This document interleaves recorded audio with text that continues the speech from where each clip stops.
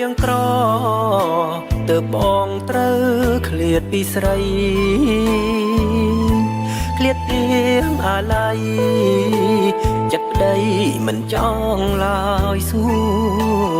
នហេតុតែយើងក្រគ្មានទ្រព្យធនអ្វីឡើយអូ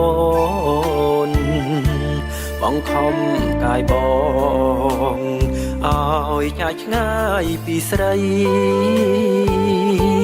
មកដល់ស្រុកគេដឹងទេបងនឹកប្រពន្ធមិនដឹងតូចតន់ស្មើនឹងកំពុងធ្វើអ្វីធ្លាប់តែនៅចិត្តដេកផ្ដិតរួមរិទ្ធមេត្រី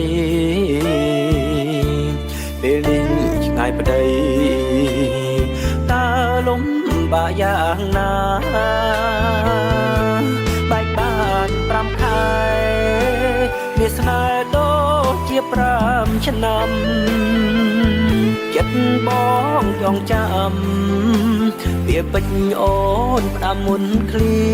តអូនថាកុំភ្លេចប្រពន្ធនឹងកូនយើងទៀតកុំឲ្យបងឆ្លៀតបែកបែរកនាងផ្សេងកុំព្រួយកុំភ័យគ្មានថ្ងៃបងពេញអូនទេចាំចោមានស្នេហ៍ចិត្តស្មងទុកនៅនឹងអូនទុកប្រានឆ្ងាយពិតតែចិត្តមិនឆ្ងាយឡើយស្ងួនជឿចងនឹមនួនចាំថ្ងៃបងវិលវិញ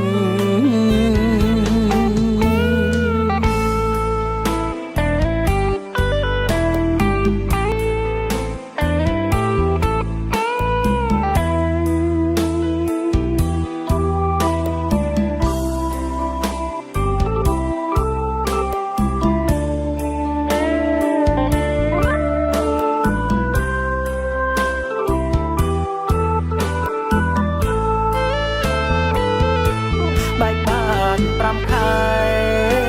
មានស្នេហ៍ដូចជា5ឆ្នាំចិត្តបងចងចាំវាពេញអូនផ្ដាំមុនឃ្លាតអូនថាកុំភ្លេចប្រពន្ធនឹងកូនយើងទៀ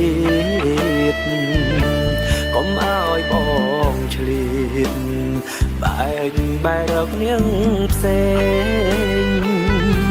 កុំព្រួយកុំភ័យគ្មានថ្ងៃបងពេញអូនទេចាំចោមានស្នេហ៍ចិត្តស្មងទុកនៅនឹងអូន